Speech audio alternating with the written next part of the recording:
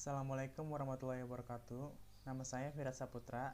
Hari ini saya akan mempresentasikan materi tentang energi bersih dan terjangkau. Energi adalah suatu hal yang sangat penting bagi kehidupan manusia.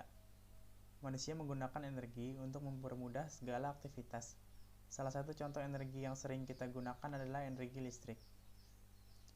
Untuk menghasilkan energi listrik, kita membutuhkan batu bara yang diambil dari dasar bumi. Namun berdasarkan informasi yang disampaikan oleh Kementerian Energi dan Sumber Daya Mineral Indonesia, cadangan batu bara Indonesia diperkirakan habis kira-kira dalam 83 tahun mendatang, apabila tingkat produksi saat ini masih terus dilanjutkan. Tentunya ini adalah suatu kabar buruk yang akan menimpa anak dan cucu kita di masa depan kelak. Solusi yang tepat untuk menangani masalah ini adalah dengan cara mencari sumber daya lain selain batu bara untuk menghasilkan listrik. Sumber daya yang tepat untuk menggantikan batu bara sebagai pembangkit listrik adalah matahari. Dengan panel surya, kita dapat menangkap cahaya matahari lalu merubahnya menjadi listrik.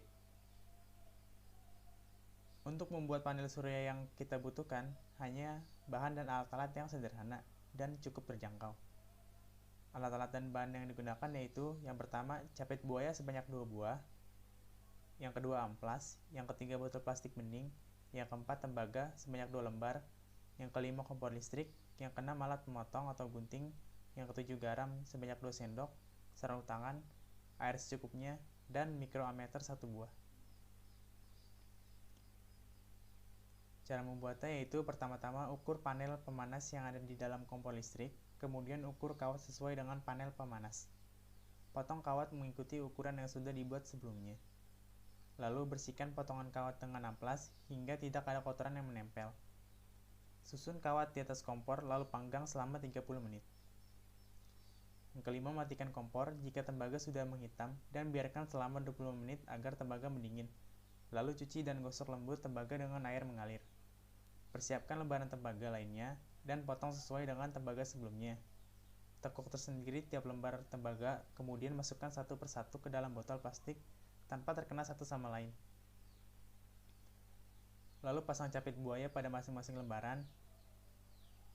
Untuk kabel capit buaya dari lembaran kedua nantinya akan dihubungkan ke terminal dari ammeter, sedangkan kabel dari terminal pertama akan dipasangkan ke terminal. Lalu campur garam dengan air secukupnya, kemudian panaskan hingga garam merebut menjadi air. Masukkan larutan garam ke dalam botol, tuang hingga mengenai separuh lapisan tembaga. Lalu panel surya sederhana siap digunakan. Diharapkan penggunaan energi listrik tenaga matahari ini dapat mengurangi ketergantungan kita terhadap energi fosil yang terbatas jumlahnya. Lalu materi selanjutnya yaitu konservasi satwa liar. Satwa liar adalah semua binatang yang hidup di darat, air, dan udara yang masih mempunyai sifat-sifat liar baik yang hidup bebas maupun yang dipelihara oleh manusia. Manfaat satwa liar di sekitar kita secara umumnya adalah mengontrol keseimbangan alam agar bumi lebih nyaman ditempati khususnya bagi manusia. Contoh misalnya kucing liar. Keberadaan mereka bisa mengontrol populasi tikus sehingga manusia terhindar dari penyakit. Oleh karena itu, keberadaan satwa liar ini cukup penting untuk kita. Namun sejak tahun 2021, Komodo satwa liar asli Indonesia masuk ke dalam daftar merah hewan yang terancam punah. Hal tersebut dikarenakan terjadinya pemanasan global yang mengakibatkan perubahan iklim yang drastis dan juga aktivitas manusia pada kawasan tersebut. Penyebab pemanasan global ini dikarenakan oleh penggunaan bahan bakar bensin dan pembakaran batu bara oleh manusia.